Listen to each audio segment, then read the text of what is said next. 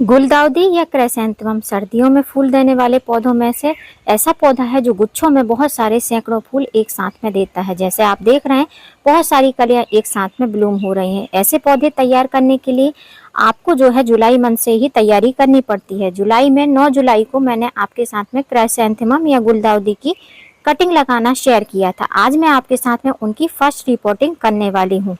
गुलदाउदी के पौधे को घना बनाने के लिए उसकी टाइम पर रिपोर्टिंग, टाइम पर पिंचिंग करना बहुत ज़रूरी है, तभी आपको गुलदाउदी के बहुत अच्छे से प्लांट तैयार मिल सकते हैं। जितनी ज़्यादा ब्रांचेस रहेंगी, जितना ही पौधा घना रहेगा, पौधे में उतनी ही ज़्यादा कलियां और फ्लावर बनेंगे।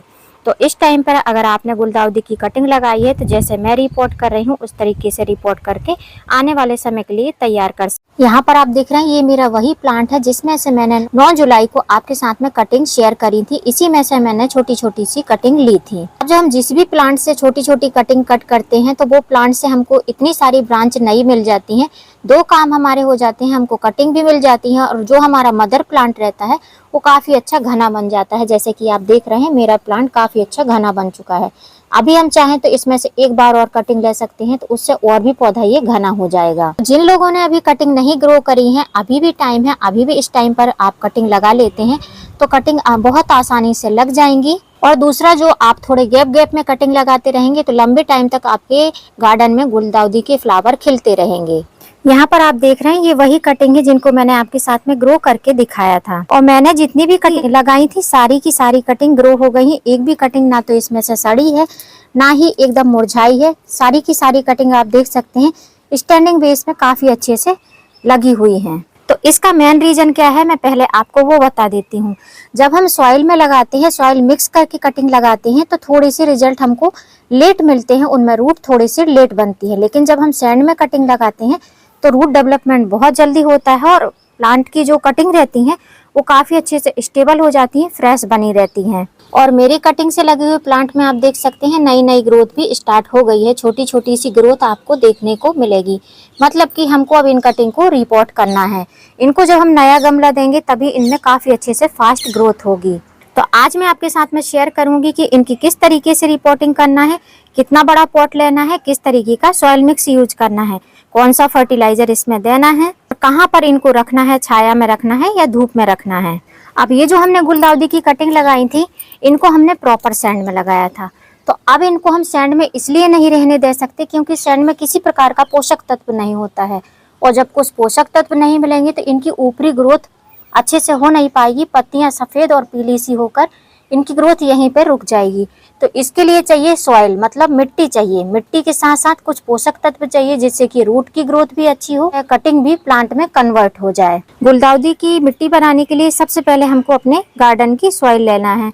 जो आपके गार्डन की सॉइल हो, पॉट की सॉइल हो, या आप नर्सरी से ला रहे हैं मिट्टी, तो नर्सरी से अगर मिट्टी ला रहे हैं तो वो मिट्टी ऐसी रहती है कि वो ऐसा पानी उसमें काफ़ी स्टोर होता है। तो उसमें जितनी मिट्टी है उतनी आप सैंड में ला लीजिए। मैंने जो है अपने टेरेस के जो पॉट हैं जिनमें मैं प्लांट लगाती हूँ उन्हीं की सॉइल ले रखी है। तो इसमें सैंड की मात्रा काफ़ी अच्छी है, आप देख सकते हैं ऐसी भुरभुरी मिट्टी है। इसके बाद भी हम इसको प्रॉपर मिट्टी में नहीं लगा सकते। वैसे तो इसमें सैंड मिली हुई है लेकिन तब भी अभी तो ये प्रॉपर आपको मिट्टी ही दिखाई दे रही है। तो जब हमने सैंड में लगा के रखा है कटिंग को, तो अभी थोड़ा सा सैंड वाला मॉइस्चर होना चाहिए इसमें। अगर हम मिट्टी में ही डायरेक्ट लगा देंगे तो जो रूट हैं वो पानी ज़्यादा होने की वजह से गल जाएंगी। तो अगर नर्सरी से आप लाते हैं तो आधी मिट्टी आधा सैंड ले लीजिए। और अगर आप अपने टेरेस की मिट्टी यूज करें जिसमें पहले से सैंड मिली हुई है तो थोड़ी सी और उसमें सैंड ऐड कर लीजिए, जैसे कि मैं मिलाने वाली हूँ। इसमें लगभग 3 मुट्ठी के करीब मैंने सैंड ले ली है। तो अब इस सैंड को हम अच्छे से मिक्स कर लेंगे। कटिंग को रिपोर्ट करने के लिए हमारी सॉइल मिक्स रेडी हो चुकी है। अब जो कटिंग है तो इनकी हाइट बहुत ज़्यादा नहीं है, इनमें रूट कितनी है वो भी हमको पता नहीं है। तो इनकी कटिंग को जब हम रिपोर्ट करेंगे तो उनको हमको बहुत बड़ा पॉट नहीं देना है, बहुत बड़ा पॉली बैग नहीं देना है। कटिंग रिपोर्ट करने का साइज जो है पॉट का ये रहेगा, जो इतना बड़ा पॉट रहता है नर्सरी पॉट। और अगर पॉली बैग का यूज करते हैं तो सेम इसी हाइट का, इसी साइज का आपको पॉली बैग भी यूज करना है। और मिनिमम साइज जो छोटा साइज रहेगा वो ये रहेगा, क्योंकि कटिंग में अभी बहुत ज़्यादा रूट नहीं बनी होंगी। जब हम इसको छोटे पॉट में लगा देंगे या छोटे से पॉली बैग में लगा देंगे या किसी भी वेस्टेज में, तो रूट का विकास बहुत अच्छे से होगा। रूट काफ़ी अच्छे से इसी में घूम घूम के बढ़ेगी। तो आज मैं इन दोनों ही प्रकार के जो पॉट हैं इन्हीं में इनको रिपोर्ट करने वाली हूँ। अब वैसे तो पॉली बैग सबसे बेस्ट रहता है, लेकिन अभी मेरे पास में छोटे पॉली बैग उपलब्ध नहीं है, जिसके कारण से मुझे इस तरीके के छोटे बड़े पॉट में कटिंग को रिपोर्ट करना पड़ रहा है। पॉली बैग लेते हैं तो पॉली बैग में भी पहले से ड्रेनेज होल बने रहते हैं, और पॉट अगर नर्सरी पॉट है तो इस तरीके से उनमें ड्रेनेज होल बने रहते हैं। और यदि किसी वेस्ट मटेरियल का यूज कर रहे हैं तो इस तरीके से 6-8 ड्रेनेज होल आपको छोटे छोटे बना लेना है, जिससे कि एक्स्ट्रा वाटर स्टोर ना हो। कटिंग में रूट जो है नई नई रूट रहती हैं, जिससे कि पानी अगर स्टोर हो जाता है तो वो रूट बहुत जल्दी से सड़ जाती हैं। और अभी बारिश का टाइम चल रहा है तो कोशिश करिए कि पानी बहुत ज़्यादा स्टोर ना हो पाए। अगर धूप निकलती है तो अगर 2 बार भी आप उसमें थोड़ी सी साफरिंग कर देंगे तो कटिंग काफ़ी अच्छे से बढ़ती रहेंगी। पॉली बैग हैं तो उनके आपको ड्रेनेज होल कवर करने की कोई ज़रूरत नहीं है, डायरेक्ट सॉइल मिक्स डालिए और कटिंग को ग्रो करिए। लेकिन इसमें जो है अगर हम सॉइल मिक्स डाल देंगे तो पानी या तो मिट्टी नीचे से निकल जाएगी या फिर जो है ये जाम हो जाएगा और पानी निकलेगा नहीं। तो ड्रेनेज होल को कवर करने के लिए मैं यूज कर रही हूँ सिंथेटिक कॉटन, जो कि बच्चों के सॉफ्ट टॉयज रहते हैं उसमें से निकलता है। ड्रेनेज होल को कवर करके मैंने जो है पॉट तैयार कर लिए हैं। अब हमको इन कटिंग को निकालना है इस सॉइल से, जो हमने सैंड में लगा रखे हैं। ये कटिंग इनको हमको इसमें से निकालना है। तो निकालने के लिए आपको करना क्या है, अगर प्लास्टिक का पॉट है तो नीचे से प्रेस करके ऐसे ऐसे थोड़ा सा आप प्रेस करेंगे तो धीमे धीमे थोड़ी सी ये सैंड ढीली हो जाएगी। लेकिन मेरा पॉट जो है ये मिट्टी का पॉट है, क्ले का पॉट है, तो इसमें से निकालने के लिए हमको करना क्या है, या तो आप फिंगर की मदद से धीमे धीमे इसको आप साइड साइड कर सकते हैं। जब 1-2 कटिंग आप निकाल लेंगे तो स्पेस हो जाएगा तो बहुत आसान हो जाएगा निकालना। या फिर आप क्या करें कि कोई स्पून लें, स्पून का जो ये बैक साइड रहता है इससे जो है धीमे धीमे से साइड से आप इस तरीके से करके और थोड़ा सा प्रेस करेंगे तो इस तरीके से कटिंग आपकी निकलने लगेगी।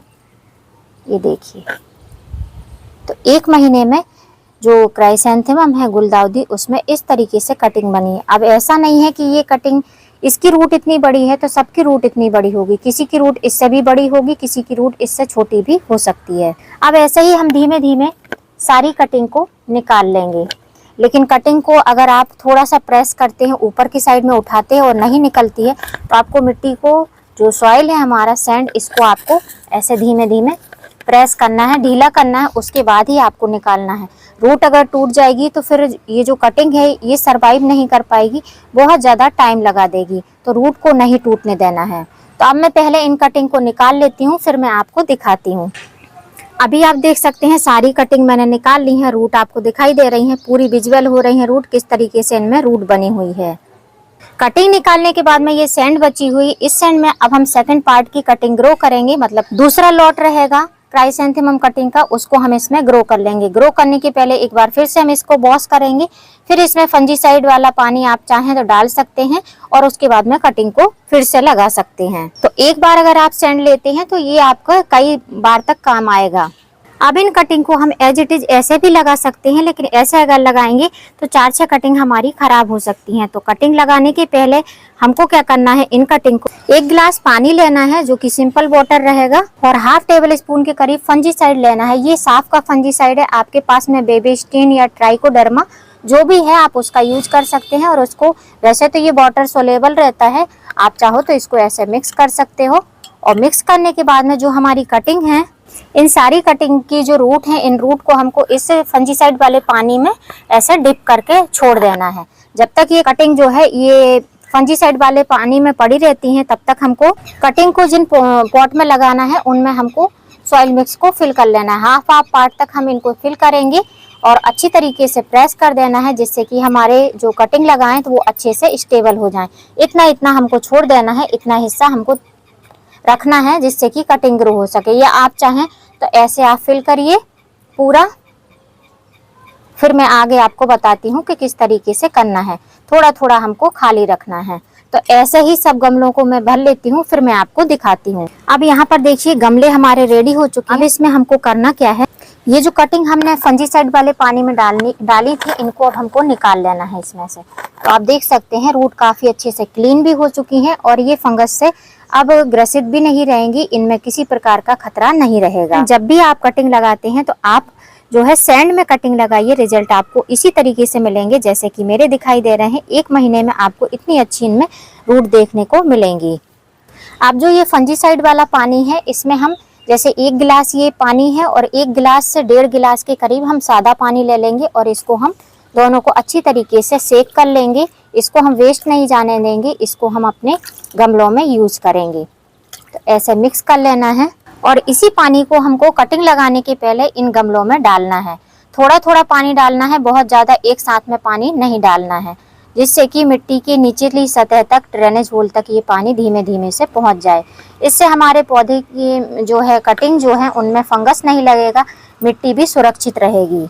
और जो हमने कटिंग इसमें डिप करी थी, तो जो कटिंग में सैंड लगी हुई थी, आप देख सकते हैं ये सैंड इस गिलास में आ चुकी है। जितना पानी हमने फंजीसाइड वाला बनाया था वो सारा ही पानी हमने इन गमलों में डाल दिया है।